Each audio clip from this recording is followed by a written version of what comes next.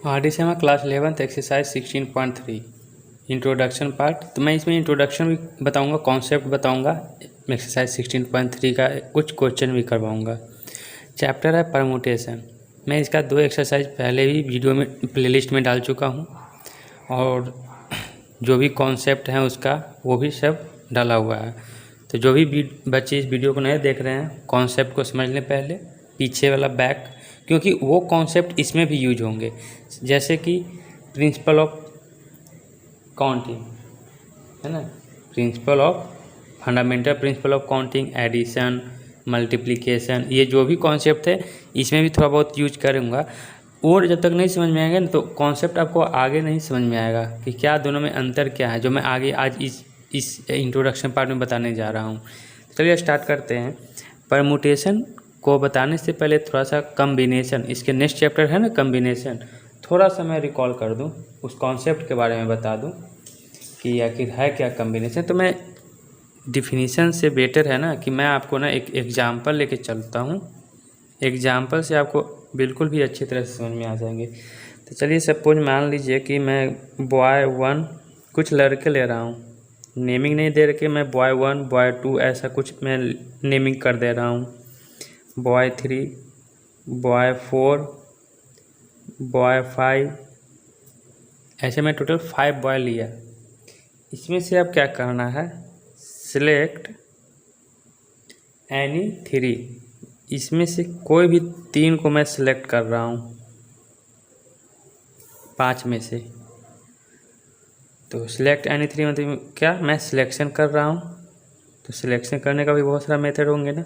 Suppose मैं B1 boy 1 लिया, next boy 2 boy 3, एक सिलेक्शन ये हो सकते हैं।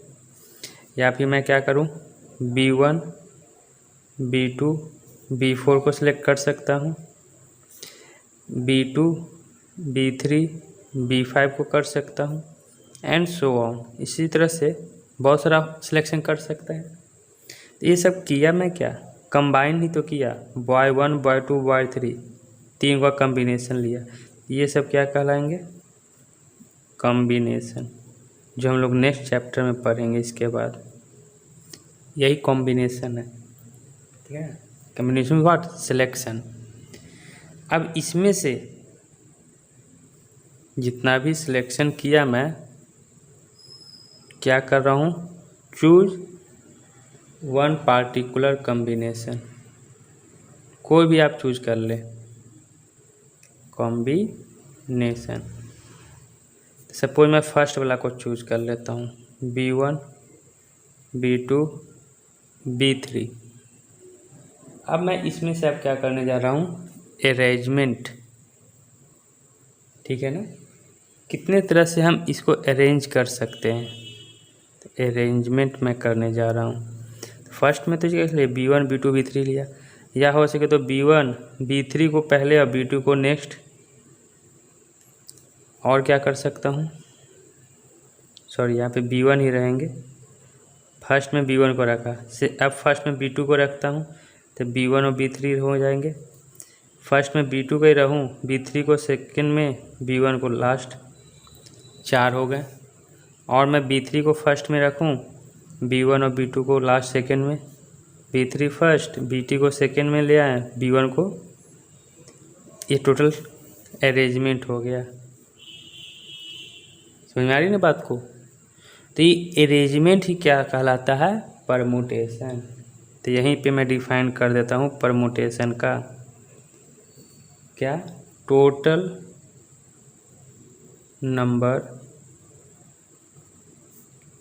ऑफ पॉसिबल अरेंजमेंट, जितना भी पॉसिबल अरेंजमेंट हो सकता है वो सभी का मैं अरेंजमेंट करता हूँ परमुटेशन में, इनडिफिनिट ऑर्डर, कोई ऑर्डर खास ही होंगे ना।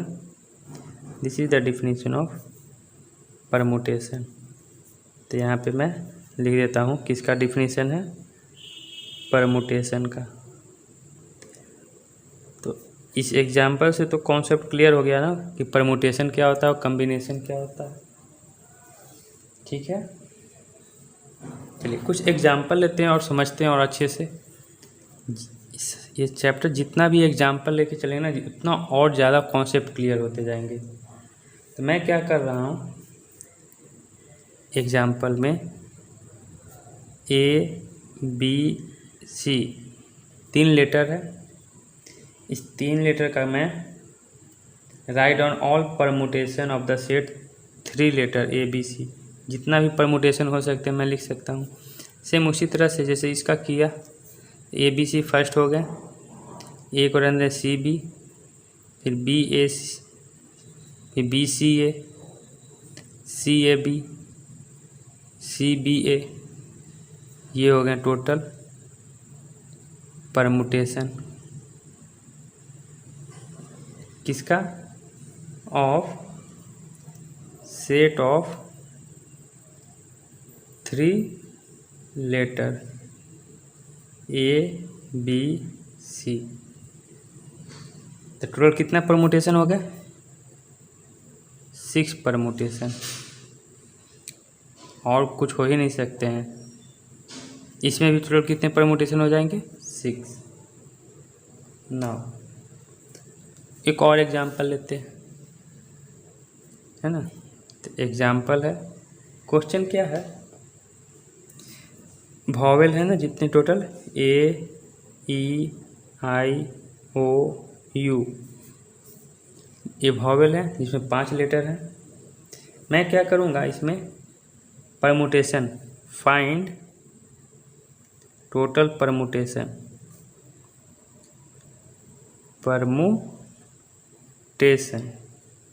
कंडीशन क्या है, टेकिंग 3, इसमें से सिर्फ 3 को ही लेना है एट अ टाइम, एक बार में। एंड एक और कंडीशन है, स्टार्टिंग क्या होना चाहिए, स्टार्टिंग विथ A। तो टोटल परमुटेशन फाइंड आउट करना है। A अगर ले लिया तो A तो फर्स्ट में रहेंगे ही, सेकंड में A ही ले लिया, थर्ड में I, तो इसका अरेंजमेंट तो A, I, E, फर्स्ट में A रहने दिया, E तो ले लिया था ना, अब नेक्स्ट I लूँगा, तो A, I, O, तो A, O, I, next O के साथ तो A, O, U, तो A, U, O, ऐसा हो सकते हैं ना, ठीक है। E के साथ O रह गया तो A, E, O, A, O, E। Now और क्या रह गया, I के साथ U, I के साथ U नहीं है तो A, I, U, A, U, I, ये हो गया। कितना हो गया, 1 2 3 4 5, 5 2 10, और कुछ मिस हो गया क्या, A, E, I, A, E, O, A, E, U, A, E, U नहीं ना है तो A, E, U, A, U, E, ये टोटल आ गए, टोटल परमुटेशन, ठीक है। चलिए, तो टोटल परमुटेशन कितना हो गया, 12 परमुटेशन। ना नेक्स्ट और एग्जांपल लेता हूँ, सपोज कोई एक बर्ड है रोज, इसमें से क्या करना है, अरेंजमेंट करना है 4 लेटर वर्ड का, 4 लेटर वर्ड्स। कंडीशन है रिपीटेशन नॉट अलाउड। तो देखिए, ये इस चीज़ को ना फंडामेंटल प्रिंसिपल ऑफ काउंटिंग जो हम लोग पढ़ रहे थे इसके पहले वाले एक्सरसाइज में, उसके हेल्प से बन जाएंगे। 4 लेटर का वर्ड बनाना था, 4 ही वर्ड तो है ही, 4 लेटर है, चारों का यूज करूँगा, लेकिन रिपीटेशन यूज नहीं है। 4 लेटर का बनाना था, 4 बॉक्स बनाऊँगा मैं, 1 2 3। फर्स्ट वाला को कितने तरह से फिल कर सकता हूँ, 4 तरह से, लेकिन एक तो ऑक्यूपाई कर लेगा ना, क्योंकि रिपीटेशन अलाउड नहीं है। जो यहाँ पे अगर फिल कर दिए, सपोज मैं R को यहाँ फिल कर दिया तो R इसमें नहीं रह सकते हैं। तो अब ये थोड़ी मालूम है कि इसमें R ही पुट कर सकता हूँ, हो सकता ओ भी, एस भी, ई भी। चलिए तो कोई ना कोई तो एक पुट कर दिया तो बच गया कितना 3, इसको 3 तरह से पुट कर दूँगा। फिर ये भी ऑक्यूपाई करेंगे तो 3 में से एक ऑक्यूपाई कर ले तो बच गया क्या 2, इसको 2 और इसको 1, तो कितना हो गया 4 3 12, 24 परमुटेशन हो जाएंगे। सेकेंड इसी का क्वेश्चन बोलूँ, यदि 3 लेटर वर्ड बनाऊँ, 3 लेटर वर्ड्स, ठीक है ना। तो अगेन 3 बॉक्स बनाऊंगा, क्वेश्चन है वही रिप्लेशन नॉट अलाउड। 3 बॉक्स बना दिया। फर्स्ट को कितने तरह से फिल कर सकता हूँ, 4 लेटर हैं तो 4 तरीके से। एक ऑक्यूपाई कर गया, बच गया कितना 3, एक ऑक्यूपाई कर जाएगा कितना बचेगा 2, इसका भी कितना हो जाएगा परमुटेशन 24। समझ में आ रही ना बात को, ठीक है। अब इसमें देखिए रोज लिया, AEIOU लिया, और इधर भी जितने भी एग्जाम्पल है ABC, B1 B2 B3 सब में ना डिफरेंट लेटर लिया हूँ, कोई रिपीट नहीं कर रहा है। तो अब केस आएंगे क्या, मैं क्या आऊँगा, परमुटेशन निकालना है कब, when all object are not different, सभी जो ऑब्जेक्ट होंगे ना डिफरेंट नहीं हो, मे बी कुछ सेम हो उसमें, तो उस केस में मैं परमुटेशन कैसे फाइंड आउट करता हूँ।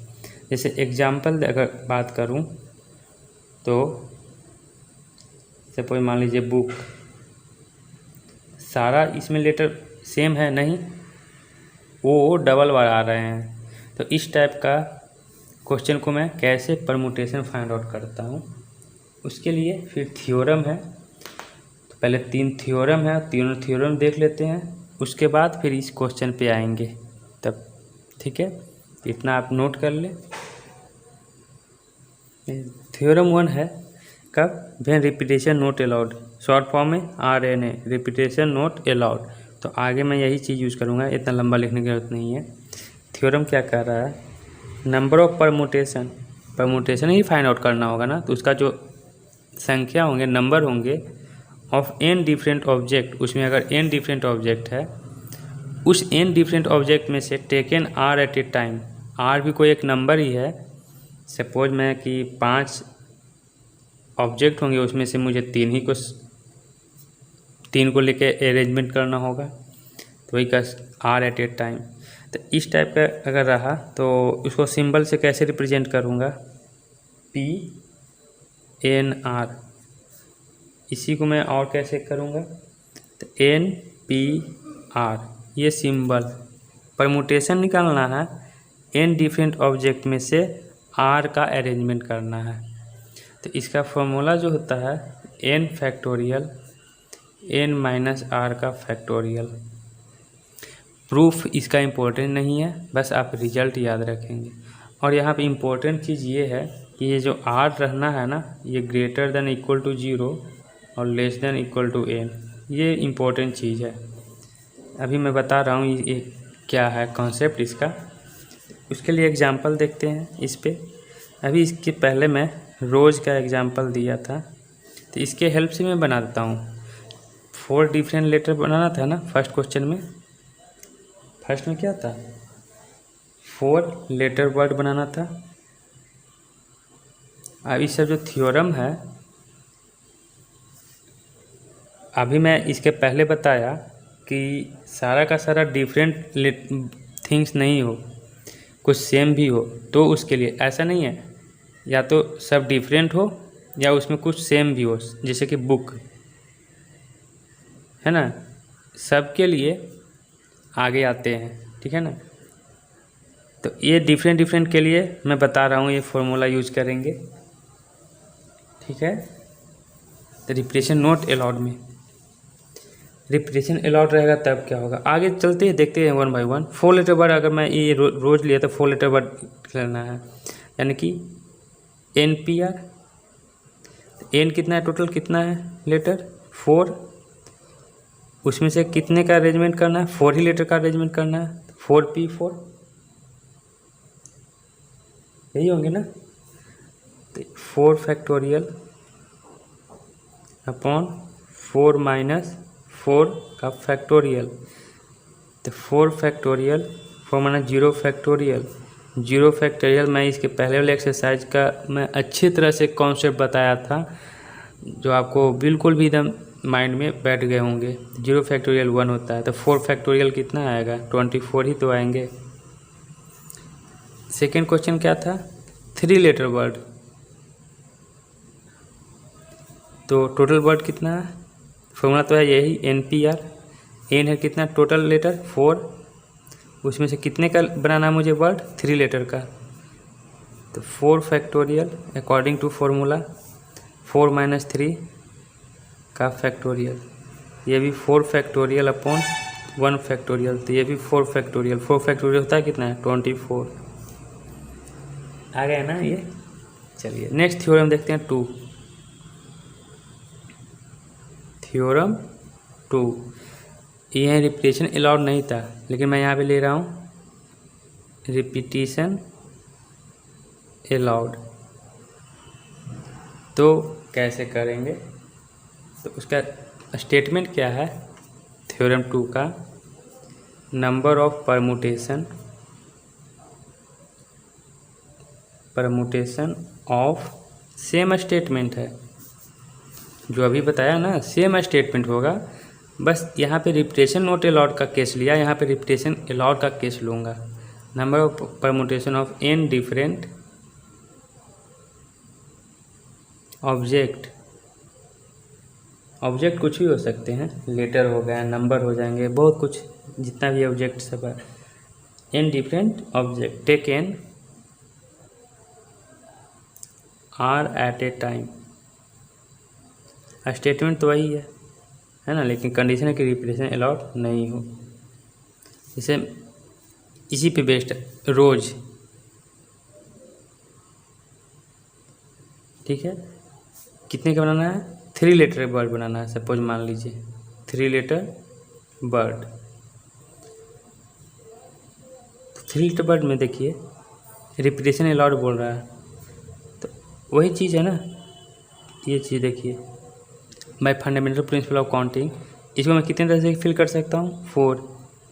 यहाँ जो बैठ गया यहाँ आ सकता है, कंडीशन रिपीटेशन अलाउड है इसीलिए, तो यहाँ भी 4, यहाँ भी 4, यानी 4 का पावर क्यू कितना आ जाएगा? 64। समझ में आ रही है बात को? ठीक है।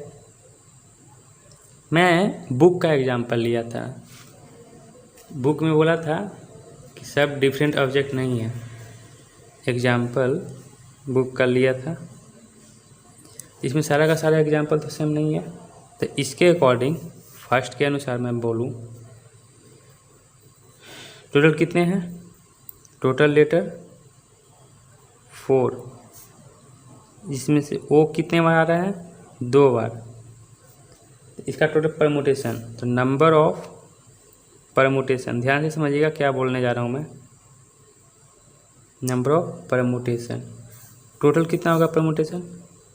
4 फैक्टोरियल। समझ में आ रही है ना बात को?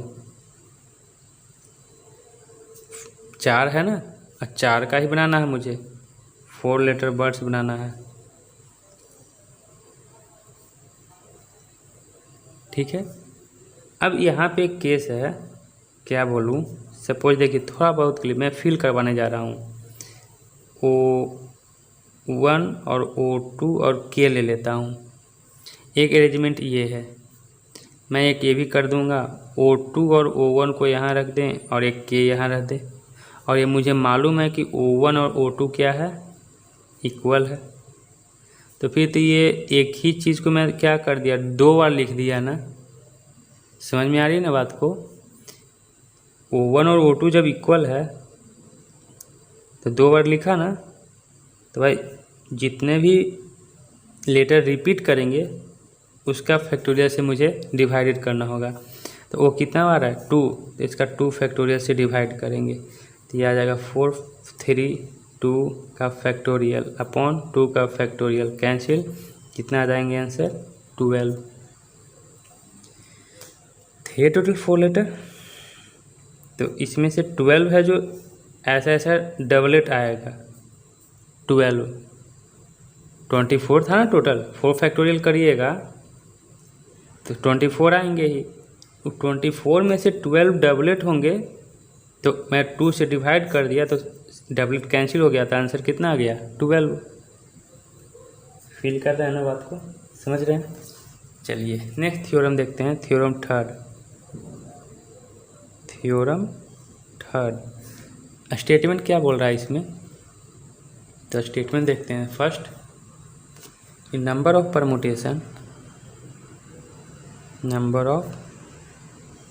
Permutation of n different object, या फिर n ऑब्जेक्ट सीधा बोल दूँ, when P1 object are of same kind,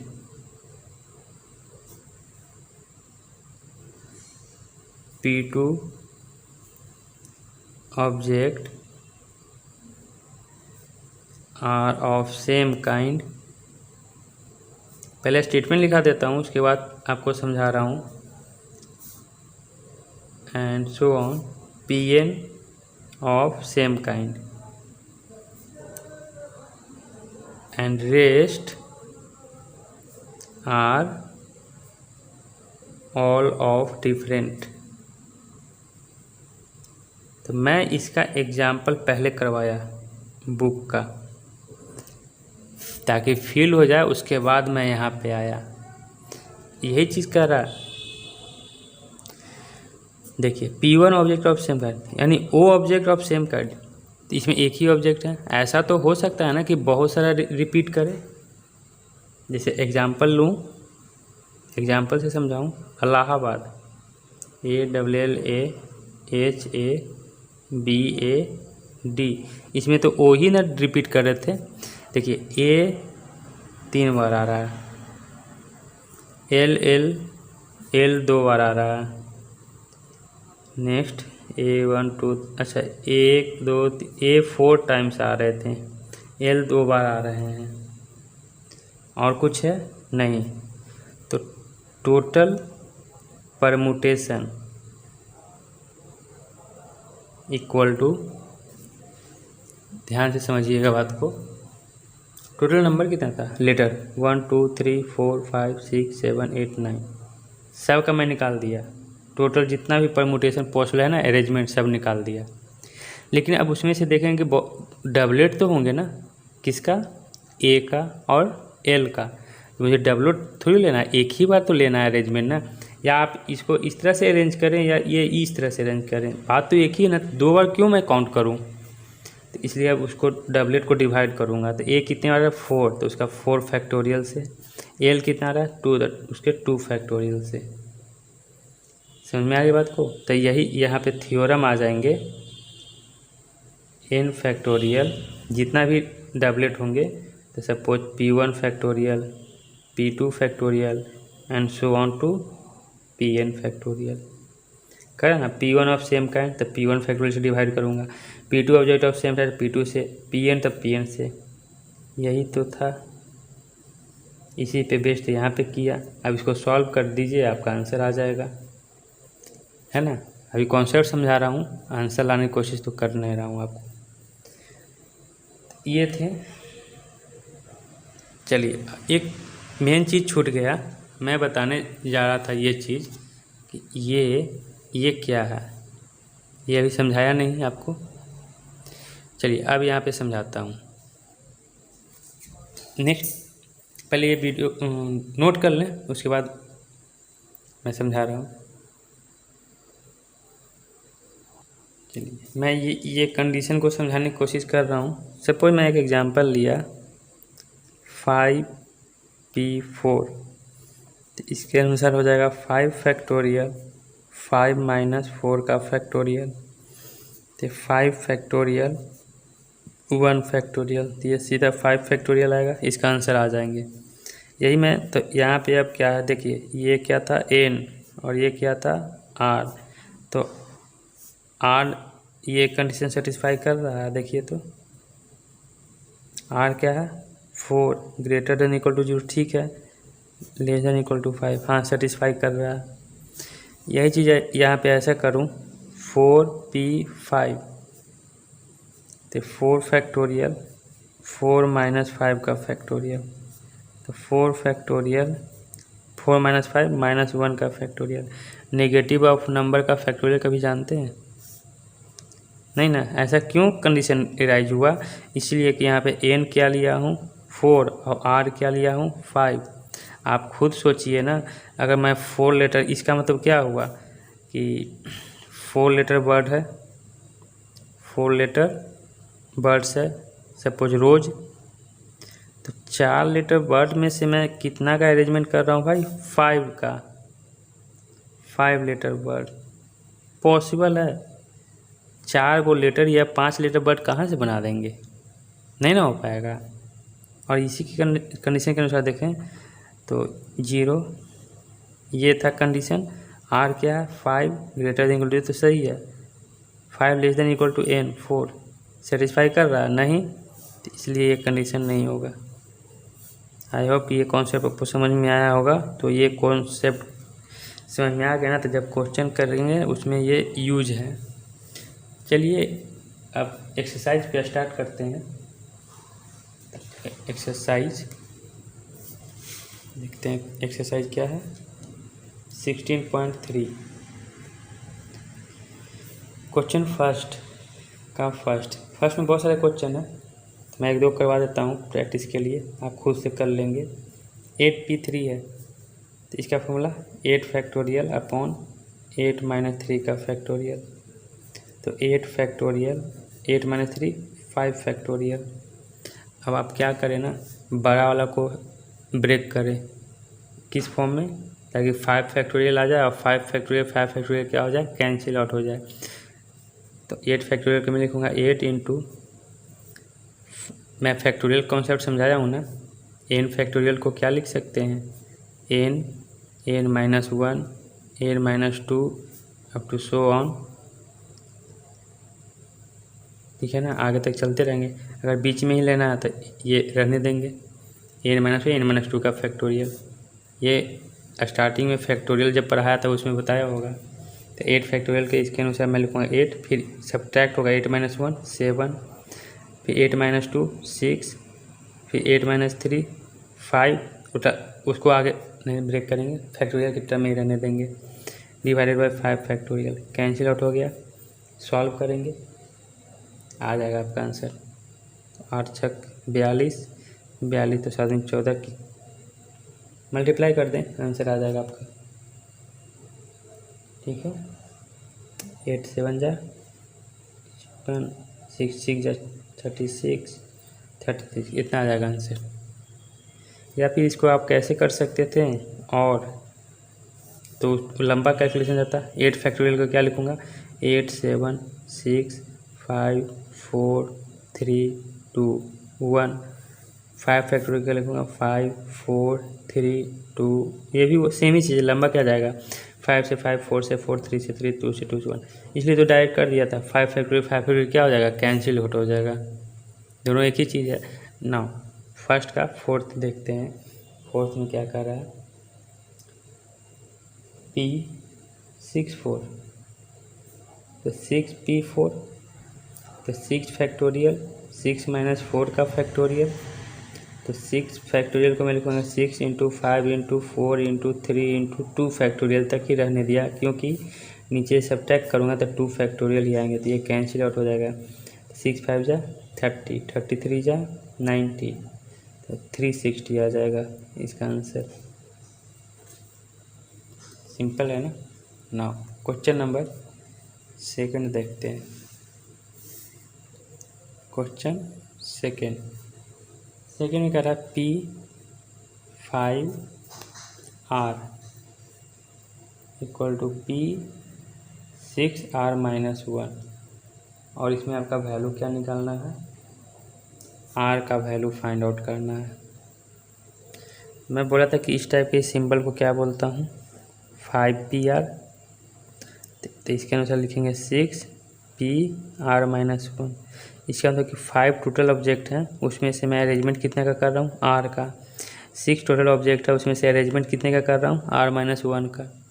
तो अकॉर्डिंग टू फॉर्मूला 5pr को मैं लिखूँगा 5 फैक्टोरियल 5 माइनस आर का factorial 6 factorial 6 minus r minus minus plus 1 का फैक्टोरियल। अब इसको सिंप्लीफाई करना है। 5 फैक्टोरियल रहने देंगे, 5 माइनस आर फैक्टोरियल को भी नहीं ब्रेक करूँगा। 6 फैक्टोरियल को ब्रेक कर सकता हूँ 6 इंटू 5 फैक्टोरियल में, इसलिए क्या कि 5 फैक्टोरियल कैंसिल आउट हो जाए। यहाँ हो गया 6 + 1 7 माइनस आर फैक्टोरियल। अब इसको अगर ब्रेक करूँ तो ये होते हैं ना, 8 फैक्टोरियल को क्या लिखता हूँ, 8 माइनस 1 8 माइनस 2। तो इसी तरह सिमिलरली 7 माइनस आर फैक्टोरियल को क्या लिखूँगा, 7 minus r 7 minus r minus 1 7 minus r minus 2। अगर यहीं तक रहना होगा तो फैक्टोरियल, तो इसको सॉल्व करूँगा तो क्या हो जाएगा, 7 माइनस आर, ये हो जाएगा 6 माइनस आर, ये 5 माइनस आर का फैक्टोरियल। तो ये नीचे वाला को मैं ब्रेक कर सकता हूँ ना इस फॉर्म में। तो 5 फैक्टोरियल से 5 फैक्टोरियल कैंसिल, 1/5 माइनस आर का फैक्टोरियल। 6 तो है, 7 माइनस आर फैक्टोरियल को मैं ये लिख सकता हूँ, तो 7 minus r 6 minus r 5 minus r का फैक्टोरियल। ये और ये कैंसिल आउट हो गया, तो cross multiply imply that 7 minus r 6 minus r equal to 6। इसको अब सॉल्व करना है, 6 7 जा 42 minus 7 r minus 6 r minus 13 r minus r plus r square equal to 6। अब इसको मैं क्वाड्रेटिक इक्वेशन बनाऊँ, आर स्क्वायर पहले से है माइनस 13 आर 6 इधर ट्रांसफ़र किया तो प्लस 36 इक्वल टू 0। 9 4 जा 36 जब 9 4 13, तो 9 और 4 के टर्म में ब्रेक करूँगा, तो r square minus 9r minus 4r plus 36 equal to 0 है ना। आर कॉमन ले लिया था आर माइनस 4 कॉमन लिया था r minus r equal to 0। तो आर यहाँ पे 4 आ जाएंगे और 9, 2 आंसर आया। इसमें से सही कौन है, तो स्टार्टिंग क्वेश्चन का क्या था, P, क्वेश्चन में था P 5 और R, और कंडीशन था कि R है जो ग्रेटर देन इक्वल टू 0 होना चाहिए और less than equal to n होना चाहिए, और n है क्या 5। तो यहाँ पे R के जगह क्या मिलेगा 9 नहीं होगा ना, 4 होगा ना, ये सेटिस्फाई करेगा ना, 4 लेस देन इक्वल टू 5। यदि लेस देन का एक कंडीशन तो सेटिस्फाई कर रहा है ना, तो आंसर हो जाएगा R equal to 4। Question number third में 5 into P 4n equal to 6 into P 5, n-1 solve करूँ तो 5 इंटू इसको लिख सकता हूँ 4pn 6 into 5pn-1 formula apply करूँगा इसमें, तो 4 फैक्टोरियल 4 माइनस n का फैक्टोरियल 6 इंटू ये हो जाएगा 5 factorial 5 minus n minus minus plus 1 का फैक्टोरियल। तो 5 into 4 factorial upon 4 minus n का फैक्टोरियल 6 इंटू 5 फैक्टोरियल को मैं ब्रेक करूँ 5 इंटू 4 फैक्टोरियल में, इसलिए ताकि 4 फैक्टोरियल कैंसिल आउट हो जाए। 6 माइनस n का फैक्टोरियल, इसको ब्रेक करूँगा 4 माइनस n फैक्टोरियल आ जाए, तो ये तो ये कैंसिल कर देता हूँ अभी, 5 से 5 भी कैंसिल हो जाएगा, तो 1/4 माइनस n का फैक्टोरियल 6 अपॉन, अब इसको में से -1 -2 -3 सब्ट्रैक्ट करते चला तो 6 माइनस n तो एक रहेंगे ही, फिर एक -1 करूँगा इसमें तो 5 माइनस n, एक और -1 इसमें किया तो 4 माइनस n, यहीं तक रहने दूंगा तो फैक्टोरियल लगा देंगे, ये और ये कैंसिल आउट हो गया। क्रॉस मल्टीप्लाई तो 6 5 जा 30 minus 6n minus 5n minus 11n minus n plus n square, multiply करके क्रॉस मल्टीप्लाई कर दिया इक्वल टू 6। इसको क्वाड्रेटिक फॉर्म में ले आऊँ तो n स्क्वायर माइनस 11n 6 इधर आ जाएगा तो प्लस 24 इक्वल टू 0। तो 8 और 3 का कम्बिनेशन आ रहा है, 8 3 जा 24, 8 और 3 11, इसी फॉर्म में ब्रेक करूँगा तो -8n -3n +24 = 0। अब इसमें से n कॉमन ले लिया तो n -8, -3 कॉमन लूँगा तो n -8, इसको सॉल्व करूँ तो n = 3 आएंगे या तो 8 आएंगे। अब कंडीशन स्टार्टिंग में क्या था, P4n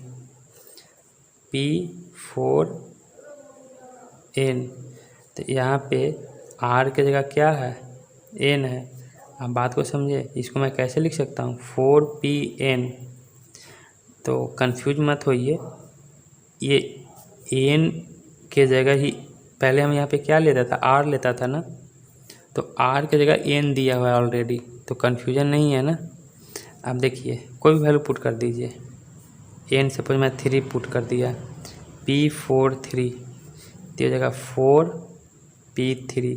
अब इसको n माने इसको r माने तो r > 0 <= 4 सेटिस्फाई कर रहा है ना, r क्या है 3, तो आंसर क्या आ जाएंगे, n = 3। तो इस तरह इतना लिखेंगे नहीं, देखिए इसके बाद मैं क्या लिखूँगा, n = 3, उसके बाद क्या लिखेंगे हम, 4n, ठीक है। और ये कंडीशन लगा दूंगा 0 > r = n, इतना लिखूँगा, आंसर आपका आ जाएगा। ये क्वेश्चन नंबर 3, n = 3, ठीक है। नेक्स्ट क्वेश्चन नंबर 4, क्वेश्चन 4 में क्या है, Pn5 = 20 × Pn3, इसको मैं लिखूँगा np5, 20 इंटू इसको लिखूँगा np3, फॉर्मूला हो जाएगा n factorial n-5 factorial 20 into n factorial n-3 factorial.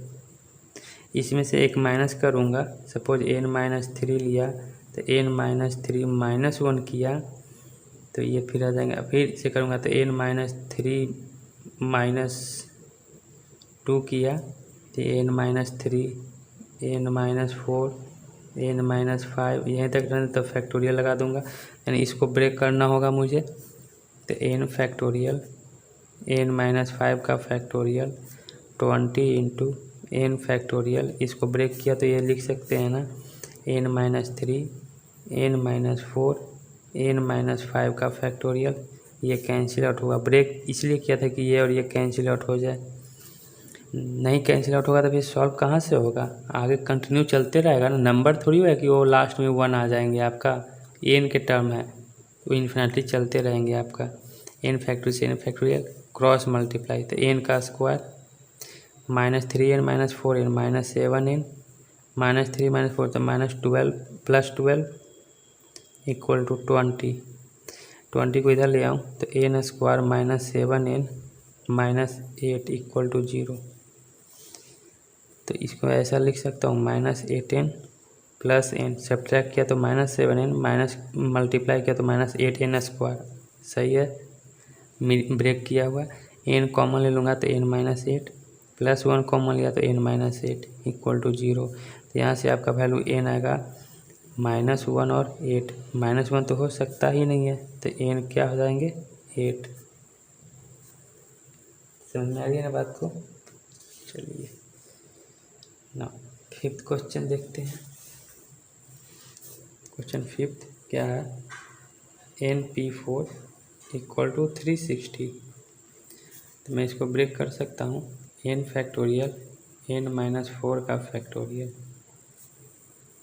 360 रहने देता हूँ। n फैक्टोरियल को ब्रेक करूँगा यहाँ तक n-4 तक, तो n को मैं लिखूँगा n n-1 n-2 n-3 and last n-4, यहीं तक रहने दिया तो फैक्टोरियल लगा दूँगा, डिवाइडेड बाई n-4 का फैक्टोरियल = 360, ये और ये कैंसिल आउट हो गया तो आपका ये आ जाएगा n n-1 n-2 n-3 equal to 360।